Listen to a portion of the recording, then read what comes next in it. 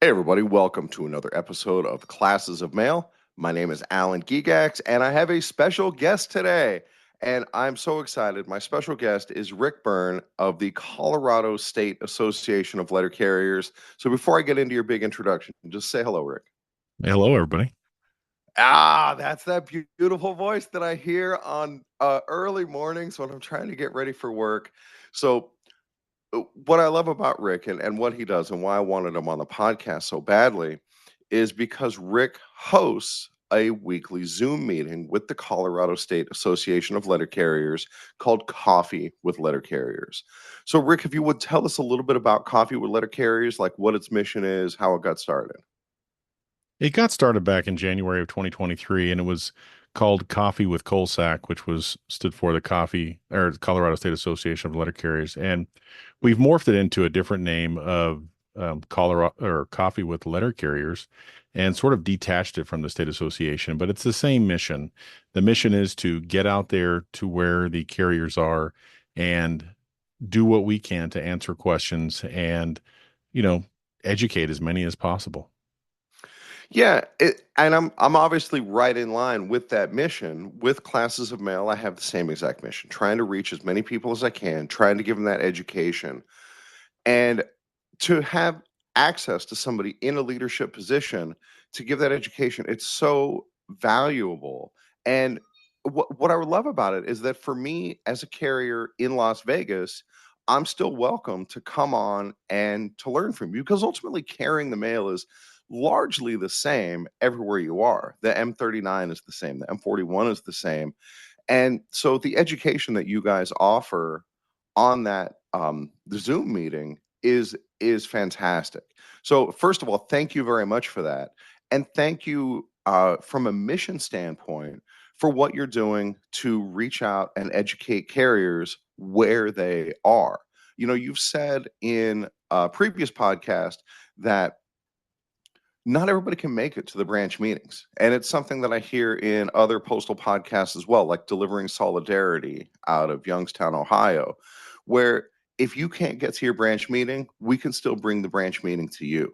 And those carriers deserve that education just as much as anybody else. So, talk a little bit about what you're doing for outreach generally. I mean, we have Coffee with Letter Carriers, and I want to talk a little bit about a little more about that specifically. But what other type of outreach do you do? Well, let me just back up a little bit if you don't mind, because Of course, we not only am I the state president for the state of Colorado, but also I'm a branch president for Branch 324 in Greeley, Colorado, and we have a lot of associate fighting offices in that. 324th. Yeah, so we Yeah. we do I have wear many hats, but going to the technology route, I've always been a fan of technology and how to get our carriers from our associate offices involved in the meetings. And so we were part of Zoom before COVID even actually hit. And we did not skip a beat. We went when we were going through COVID and everything else, we did not miss a meeting. I know many branches were trying to figure out the technology aspect of it. The State Association for Colorado, my branch, we continued meetings via Zoom. So we didn't skip a beat on that. And then we've incorporated all that into my branch bylaws, just as headquarters has requested. And so that's been great. But the biggest thing is in January of 2023, under a previous leadership for the state association, our previous president, Doug Janes, I went to him and I was the director of education at the time. And I said, do you mind if we start this Zoom session? And you know, Doug's a great guy. He was a little hesitant at first, and he's like, "What's this going to cost us?" And I said, "Nothing. You know, we have a Zoom account Right. already. We use it for the executive board, and so it's just a matter of some time and coming up with lesson plans and figuring out what we want to talk about." So it was in its infancy back then, and we started it. We were doing every 2 weeks. We were doing an episode and getting people on board, but it's grown into a weekly session because we've just the demand's been there. Hey, and I was worried that we wouldn't have enough to talk about, but I think we've been pretty successful. And it's not just me. I don't want to take this and say, hey, it's all about me. Yes, I am the voice and mainly, but we've brought a lot of other people who come on and join us weekly. We have our director of education currently, who is Simon Kill. who is our Mhm. director of education for the state association. We have John Robles, who's an RAA with Region 4, and he helps out a great deal. And then here recently, in the last month or so, our national business agent, Dan Versluis, has been able to join us when he can. I know he does a lot of traveling, being the NBA, and is in charge of a lot of things, but he joins us as much as he can and gives us, I would say, probably regular updates. But no, it's a great session, and I think we are doing our best to reach out to the members because, like you said, not everybody can get to a branch meeting. You have some branches that don't even have meetings. So anything that we can do as far as outreach to get to those members, answer their questions, and we're not trying to take the place of an MBA's office. We're not trying to take the place of headquarters. All we are trying to do is just add what we can. It's so great as a rank and file member like I am to have access to just to hear the thoughts of like a Dan Versluis who will come on and talk about like what's going on at the business agent's office, what issues he's seeing, what is important. And yeah, it's a funny thing how you never really run out of topics because there's always something crazy that management's doing or something that carriers are running into that needs to be addressed.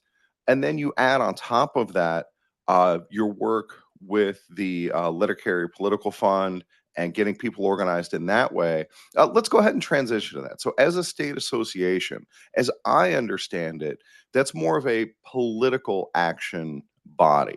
Tell me a little bit about what a state, we're all members of state associations. And like in my state, I have no idea what the Nevada State Association of Letter Carriers does. So, tell me what the Colorado State Association does and what you do with it. The main focus of the state association is legislative. We can branch out, and it is in the Constitution that allows us to branch out into trainings, mainly under the guidance of the NBA's office.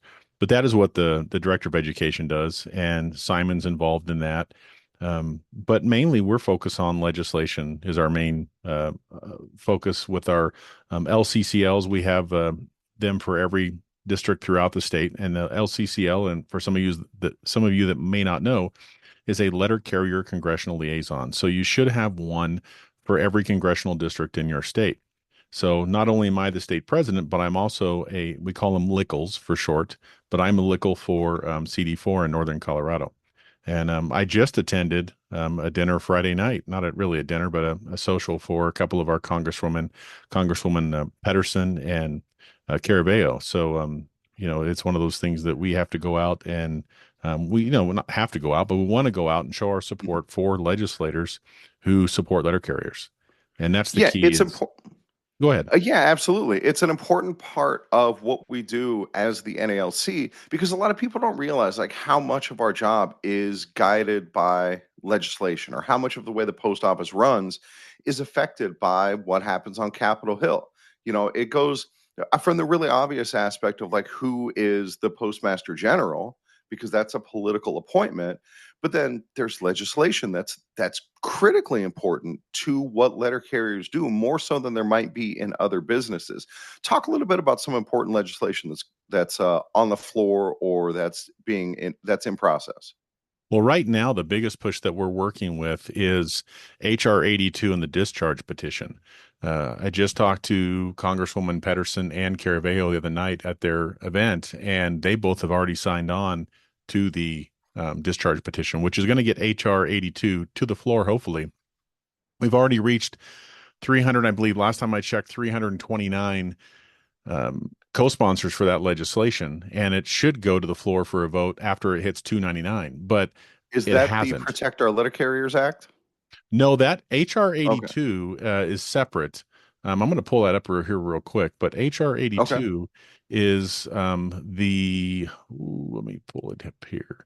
The Protect Our Letter Carriers Act. I guess we are working on that. That's HR 7629 and Senate Bill 4356. That is Mm. our main push. But what we need is we need everyone to get involved and know what's going on. And NALC has made it very easy for us to get involved. And by making a separate website, or I guess they've modified the website to make it easy to get to take action. And it's just nalc.org // action. But HR 82 is the discharge petition on the for the Social Security Fairness Act, and that's the one that we need to really push hard on and get our legislators to sign that discharge petition so we can get a vote on the House floor for that. And what will that legislation accomplish? So HR 82 is basically it's two different bills, HR 82 and Senate Bill 597, and they would repeal the windfall elimination provision, the WEP, and the government pension offset, the GPO, which are parts of Social Security law that unfairly reduce and sometimes eliminate Social Security benefits of federal annuitants, including letter carriers. The biggest thing Wow. is we've been pushing on this for many years. And if you don't know, there is a fact sheet, and you can download that at nalc.org/action, and it will show you all the information we need to push that through. But like I said, normally when you hit 299 votes, to my knowledge, it pushes that to the floor. We've surpassed that. And Hmm. so this discharge petition that we're trying to get all of our legislators to sign on to would hopefully even give that more power to come to the floor for a vote. Yeah, it always amazes me when bills that have that level of support still just sit. It's really kind of amazing the way Congress doesn't work sometimes. Very So true. Very true. to support these political activities, we have the Letter Carrier Political Fund. And dear listener, you guys are hearing this audio only, and this may be the first episode where all parties involved have like proper microphones. And dude, in my earbuds, Rick's voice sounds fantastic. I hope it sounds great to you guys too. But he and I are on Zoom, and he's recording our Zoom meeting. And I'm going to hold up here in front of my camera. There it is, my can cozy for the Letter Carrier Political Fund. I am a donor to LickPiff, as they call it, and it's pretty easy to donate, and it's important. And I know this is something that you focus on as in your role as Colorado State President. So, just briefly explain to my listeners, who many are still new to the post office, why it's important to donate even a small amount to the political fund. The Letter Carrier Political Fund is it's our pact. So it's our political action committee. And a lot of people think, oh my gosh, I'm not going to give to the pact because they only give to Democrats. And that's one thing that they need to understand. Our PAC supports anybody who supports letter carriers. And that's what's great because as letter carriers, I remember Fred Rolando talking about this for years. And I'd always listen to him and he's like, hey, we have carriers from the far left all the way to the far right and everywhere in between. So we are asking, we're not trying to single anybody out, but we need support for our political action committee. And when we're only getting like 12% of letter carriers giving to the pact, we can do a lot better. And that's what helps us move legislation. I know Brian said it and Fred said it and many other, we have John Beaumont, who is an LPO, a legislative and political organizer for Region 4. In Region 4, we actually have two. Colorado, we have John Beaumont, but we get Matt Tanner sometimes because Matt Tanner covers the South. He covers Oklahoma and Arkansas. And so we get Matt Tanner a lot, and they're both great. But the biggest thing is we want to make sure that we support legislators who support letter carriers. And that's how we can do that through the PAC. Now, with Coffee with Letter Carriers, we don't talk about the Letter Carrier Political Fund so much because we do have carriers who are on the clock um, during that Zoom session. So we have to be mindful of that. And I've had John Beaumont reach out and say, "Hey, I'd like to get on and talk." And I said, "You can, but I just want you to be careful because we need to be careful with it because I don't want anyone to get in trouble because of them being on the clock when they're listening to the call."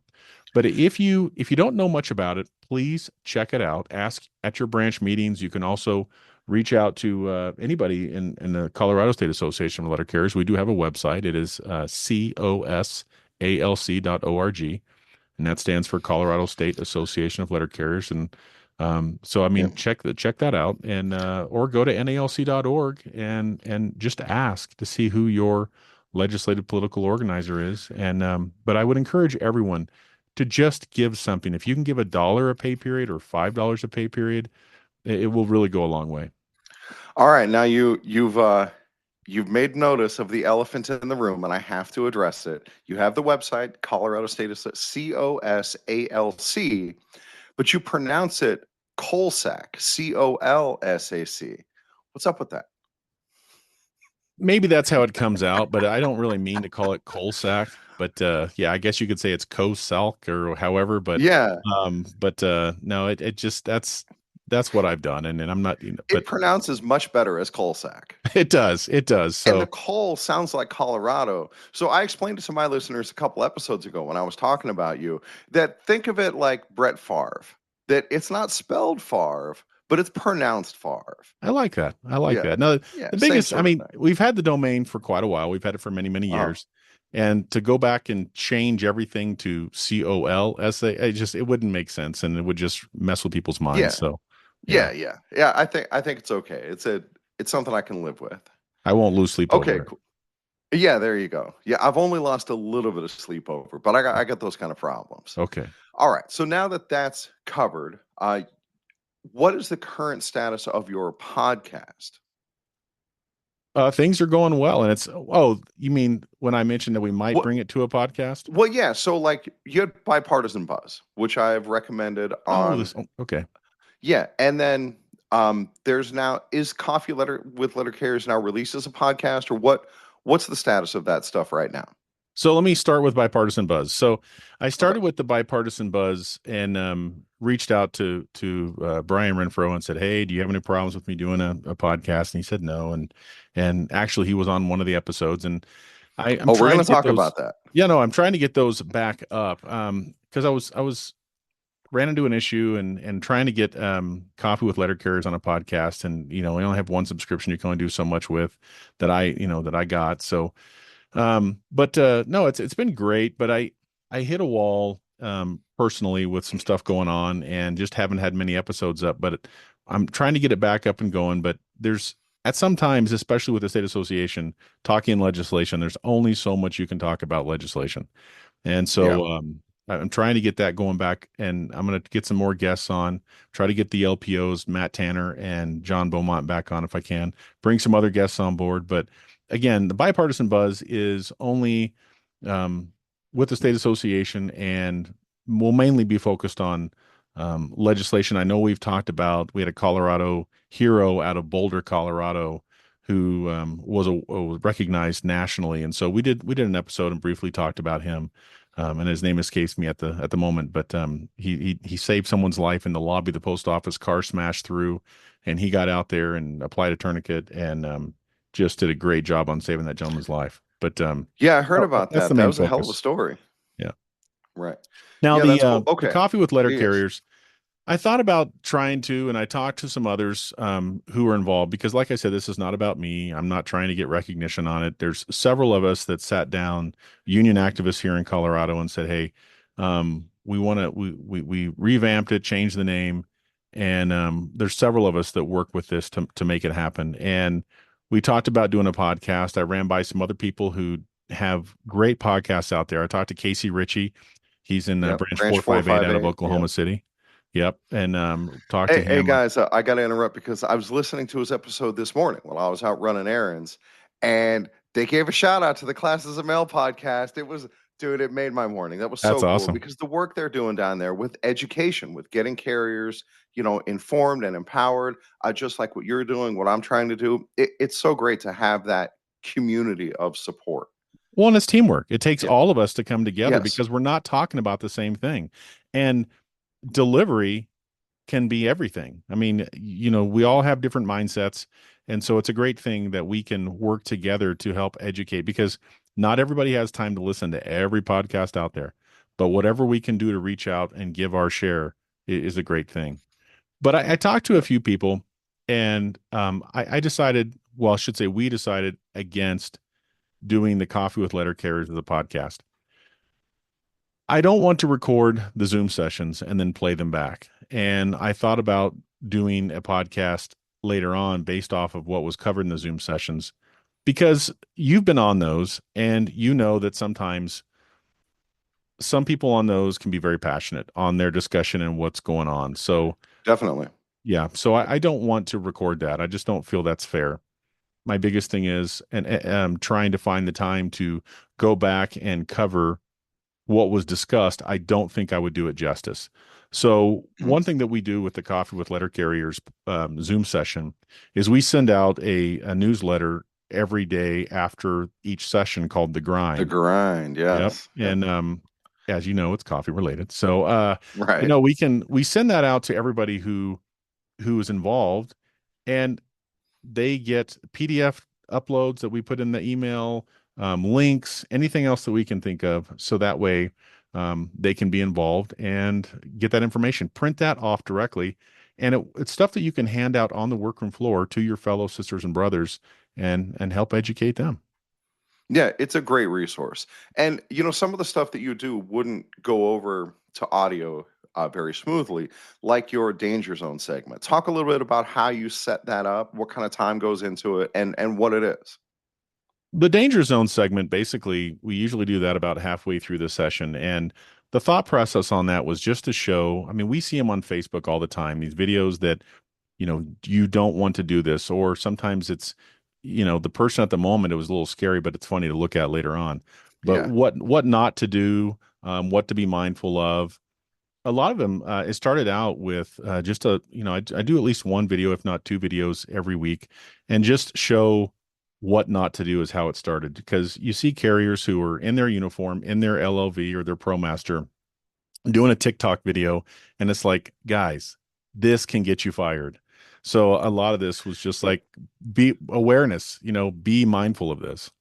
Yeah, no doubt, especially when they're clearly on the clock, and then you see them like not wearing their seatbelt and Right. doing all of these idiotic things. Yeah, yeah, it's wild what some people think they can get away with.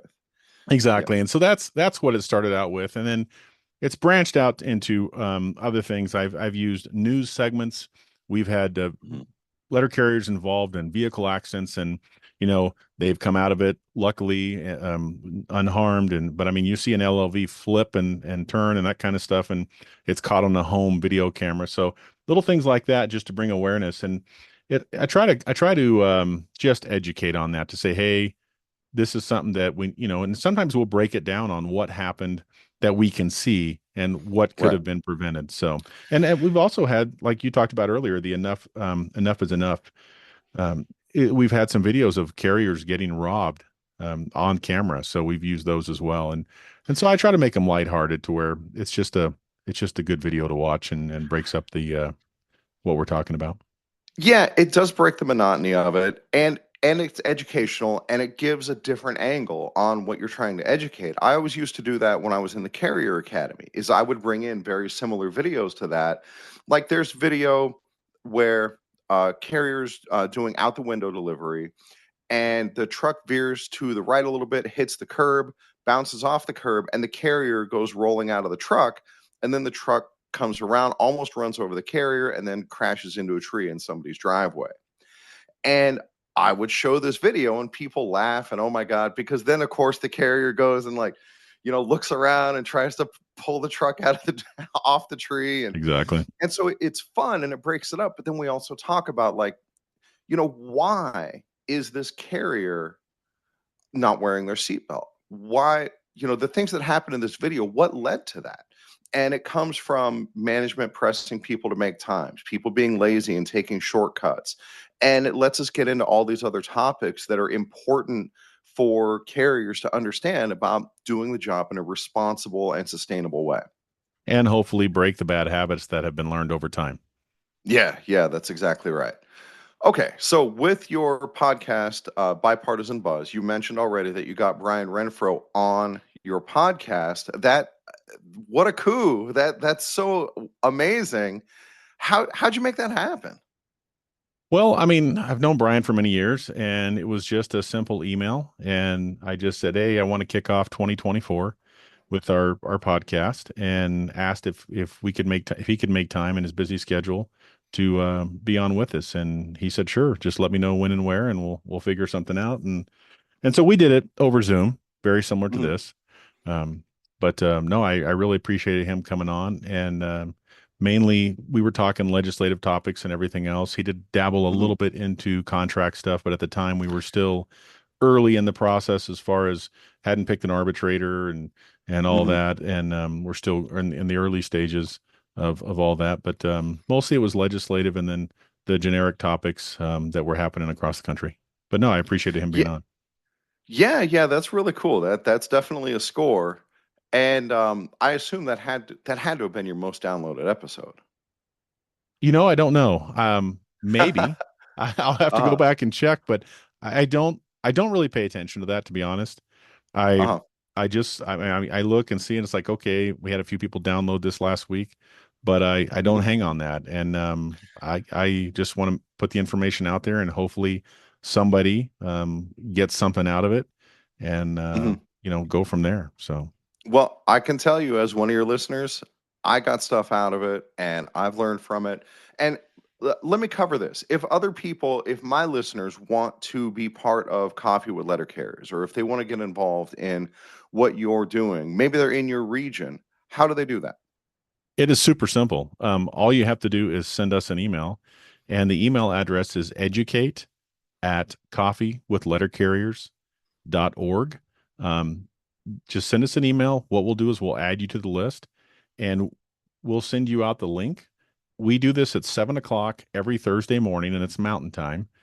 And I mean, like I said, we've had people from Boston, Massachusetts join us, from Washington State, Arkansas, Oklahoma, all over. And so if you want to be a part of this, come in, let us know, and join us, and it'd be a great thing. And we I appreciate the plug, because I'm not trying to look for numbers. I'm not trying to make this a million thing, million carriers on here. My biggest thing is just trying to educate. I know you talked about the academy earlier. I was a Mhm. master facilitator here in Colorado, Wyoming at the academy, and did that from 2016 for about probably 6 years, and loved teaching. I've loved teaching even before that, helping out at the Region 4 RAP sessions and different state trainings as a state officer. So working my way Mhm. up through the association. But I mean, I've just loved teaching. And so anytime I can get the opportunity, I'll do it. Yeah, it's funny you mentioned that because when I was going through our Facebook messages to get ready for this interview, I saw messages that I had sent to you or you had sent to me years ago when I was going through, or it feels like years ago, when I was going through getting fired from the Carrier Academy, trying to get my job back and looking for resources uh, for the classroom. And you were somebody who reached out and helped me with that. And man, to have the support of somebody your level, a master facilitator who really knew the manuals and knew the material, I can't thank you enough for that, man. It made such a difference in my feeling like I can actually do this and I can stand up for myself and I know what's proper. And Rick, thanks, man. No, I appreciate it, and the biggest thing is none of us know everything, and that's what brings us together as a union. We we know who to reach out to. There's not Right. anyone out there that knows everything, but we know someone to call, and if they don't know the answer, they know someone to call. But I mean, it's we just work together collectively and come together for the good. Yeah, that's awesome, man. And creating that, fostering that environment where people are comfortable coming to you with questions.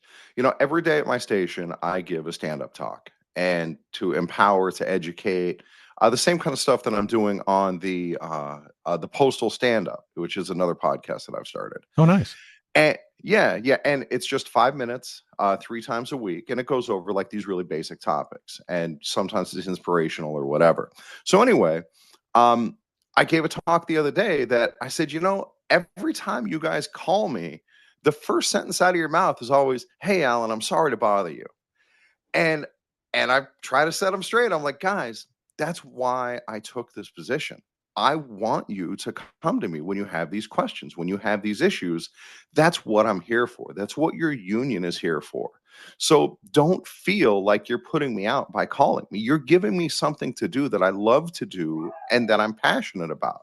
And that passion for education, it comes through in what you're doing as well, and it makes such a difference to the people that you're teaching. And we feel it. I know there's another educator, Marcy Miller, Hmm. who Hmm. is is in Colorado. She sits in on the coffee with letter carriers.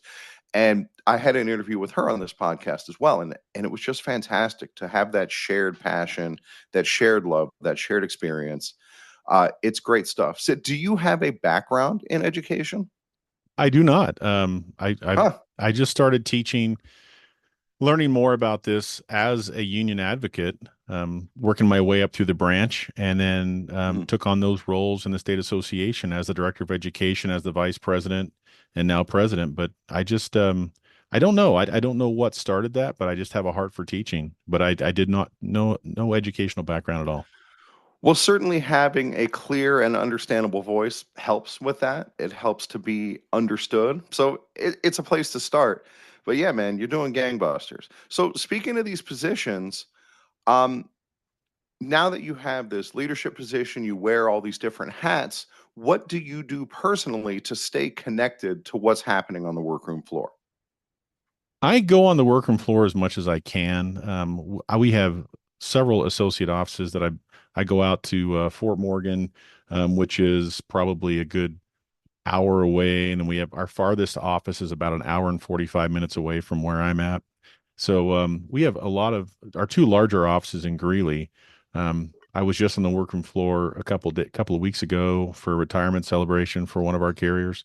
But anytime I get a chance to go and stop and talk to them, I do, and I'd love to answer questions. I try to never be too busy. Like you said, we always get those phone calls, and the first words are "sorry to bother you." Right. But if I can't take that call, um, I'm going to respond with a text message. I'll call you back, or text me or Hmm. whatever.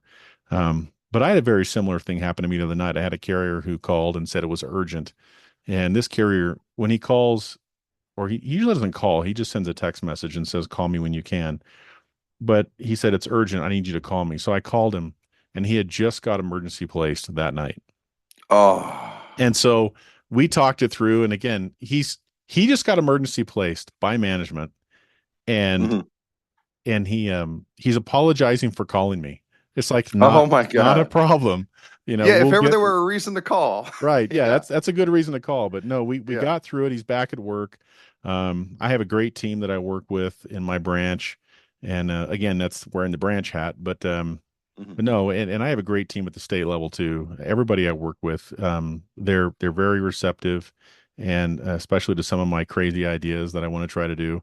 But no, it just takes teamwork. It takes teamwork to get Yeah. everyone to come together and make the mission happen. Oh, that's awesome, man.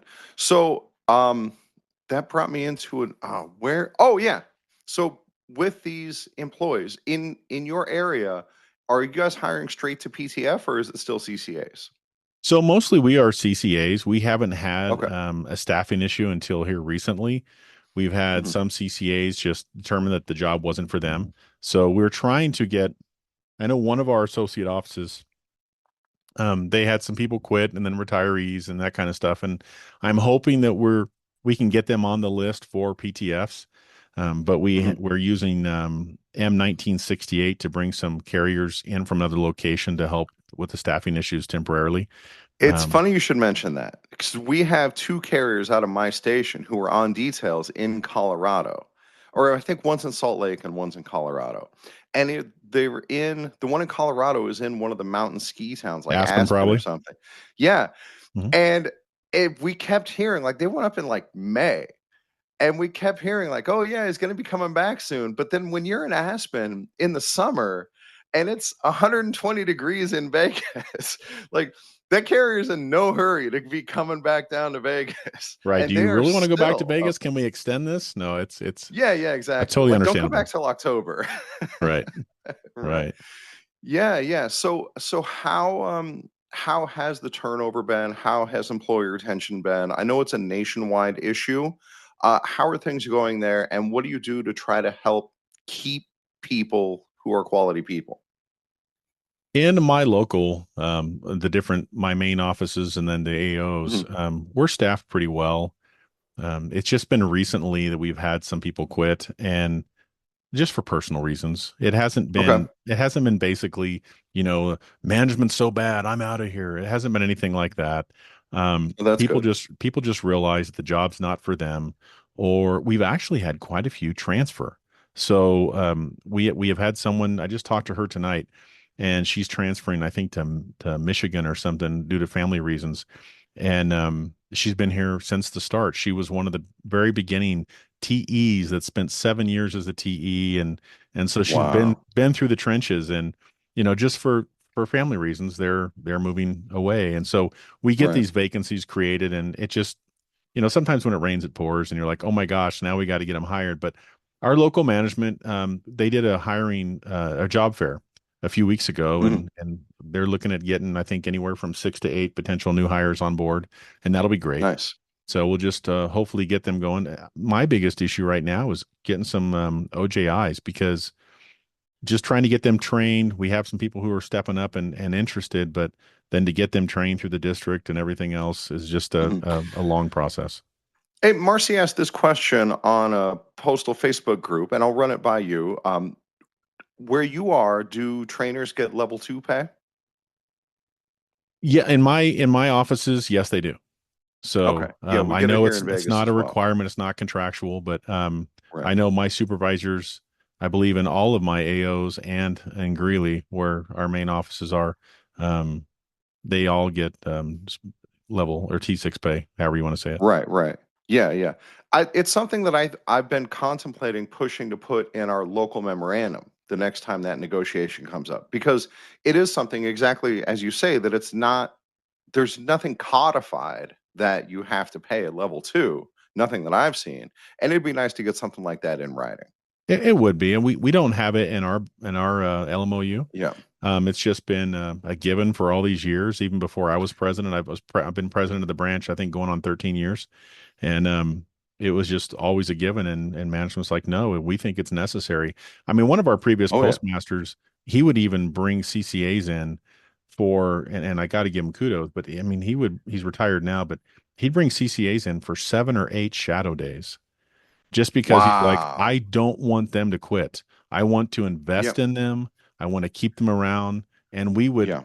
we would work hand in hand and get these CCAs on board and get them trained and swap them out between different trainers. And okay, my route's all park and loop, so that's all they've seen for 3 or 4 days. But can I give them for 3 days with Ashley? And so Ashley's doing CBUs and mounted, and sure, no problem. And it was That's just great. it was great.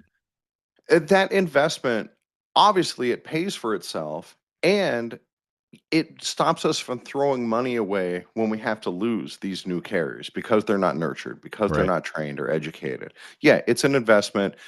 And sometimes it's amazing to me. Like I don't think you'd find a human in the post office who would tell you, "Oh, everybody here is all trained up. We're all good to go. Right. Everybody has the training they need."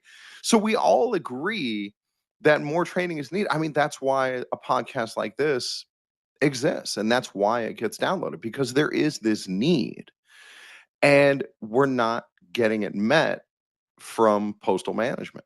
They say all the time they want to point out the way we're failing and the way we're falling short and not doing the things we're supposed to do. But when it comes to that investment, it doesn't seem like the willingness is there. So that's fantastic that you had a postmaster for a while who was interested in making that investment. Well, not just that, but we had a station manager and who's our current postmaster in Greeley, and he saw the need, and we started it for a Mhm. continuing education class for CCAs. Oh my And God. so we Yes. we we start we started this, and I said, hey, and his name's Dan Jones. I'll give a shout out to him. And I said, Mhm. Dan, we need to bring them in on the clock so they can get some training.